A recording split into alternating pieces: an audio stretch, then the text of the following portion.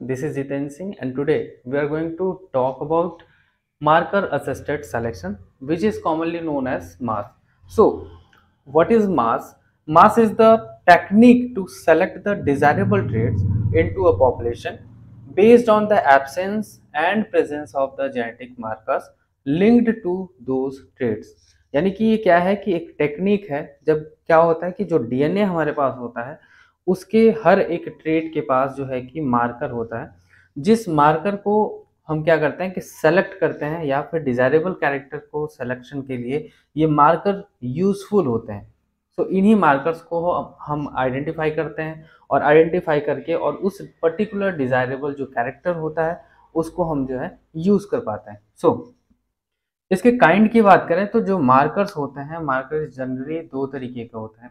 एक तो वो मार्कर्स होते हैं जो कि जो जीन होता है उसके काफी क्लोजली जो है कि लोकेटेड रहते हैं। So that is linked marker. Okay, ये जो होता है वो इसके पार्ट, जीन के पार्ट नहीं होते हैं बल्कि जो है कि उसके नियर अबाउट में होते हैं, उसके पास में होते हैं, बिल्कुल क्लोजली होते हैं। And the other one is direct marker, is that type of marker which are the part of the particular gene. So that is the direct markers. Okay, and here you can see that it is not a part, it is the closely located. Okay, so next one is type of molecular markers. So what is the type? It the type are different. Number one is RFLPS, which is very commonly known as restriction fragment length polymorphism. So what is restriction fragment length of polymorphism? अगर आप इसका नाम ध्यान देंगे तो नाम से ही आपको इसका जो काम है वो भी आइडेंटिफाई हो जाएगा। That is restriction. यहाँ पे रेस्ट्रिक्शन यूज हुआ है जो कि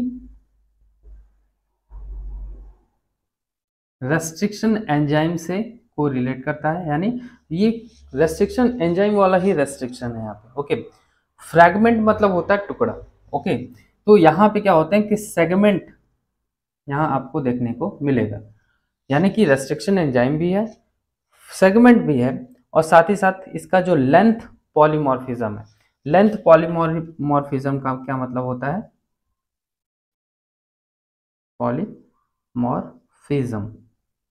So what about polymorphism? Polymorphism is the numerical morphology, means कि इसके कई सारे मॉर्फोलॉजी हो सकते हैं, कई सारे इसके जो है कि फिजिकल अपीयरेंस होता है, हो सकता है। ठीक है, पॉली मतलब होता है कई सारे, मल्टीपल। ओके, और morphism means morphology. Morphology it means कि ये ऐसा मार्कर होता है जिसमें रेस्ट्रिक्शन एंजाइम यूज होता है। ये क्या करता है कि जो डीएनए का जो सेगमेंट होता है, यानी उसका जो उसके लेंथ पे असर डालता है, उसके लेंथ को क्या करता है कि सेगमेंट्स में तोड़ देता है। ओके, और लेंथ जो है यहाँ पे सीधे सीधे लेंथ पॉलीमॉर्फिज्म मीन्स कि मल्टीपल मॉर्फोलॉजी, मल्टीपल उसके जो है कि लेंथ में उसको क्या करता है कि ब्रेक कर देता है। That is the RFLPS। Okay, तो रेस्ट्रिक्शन फ्रैगमेंट लेंथ पॉलीमॉर्फिज्म में जनरली जो लेंथ, जो हमारा जो डीएनए सेगमेंट होता है, जो सीक्वेंस होता है, इसको क्या किया जाता है कि अलग अलग लोगों में जो है कि डीएनए सीक्वेंस अलग अलग होता है। सपोज कि हमारे पास क्या है कि दो लेंथ है डीएनए के। ठीक है, यहाँ पे ACGGA T, और इस तरीके से जो है कि सेगमेंट है। ठीक है, ACCUG। ठीक है, तो इस तरीके से जो है कि यहाँ पे दो हमारे पास डीएनए के सेगमेंट हैं। यहाँ पे क्या होगा कि अगर कोई जो एंजाइम है वो क्या करता है कि इस यहाँ पे इसको आइडेंटिफाई करता है, GGA को आइडेंटिफाई करता है, और इसके बाद क्या करता है, ये कट लगा देता है। जैसे ही ये क्या होता है कि बिल्कुल स्पेसिफिक होते हैं, यानी कि ये आइडेंटिफाई करके इनके लिए जहाँ पे इस तरीके का कोड मिलेगा वो वहीं पे क्या करेंगे, अपना एक्शन दिखा देंगे। ओके, रैंडमली इसमें रिस्ट्रिक्शन एंजाइम रैंडम काम नहीं करता है, वो स्पेसिफिक होता है कि जहां उसको उसका वाला जो जी सीक्वेंस है मिलेगा, वहीं पे वो क्या करता है कि अपना एक्शन करता है। ओके, तो जैसे ही यहाँ पे क्या होगा कि एक सीक्वेंस यहाँ मिला और इसने यहाँ क्या कर दिया, कट लगा दिया। लेकिन दूसरे वाले में क्या हुआ कि इसको कहीं पे इसका सीक्वेंस नहीं मिला, तो यहाँ पे कट ये नहीं लगाएगा। सपोज ये क्या कर, यहाँ पे क्या हुआ कि बाद में जाकर के एक छोटा सा सेगमेंट इसको मिलता है और वहां पे जाकर के कट लगाता है।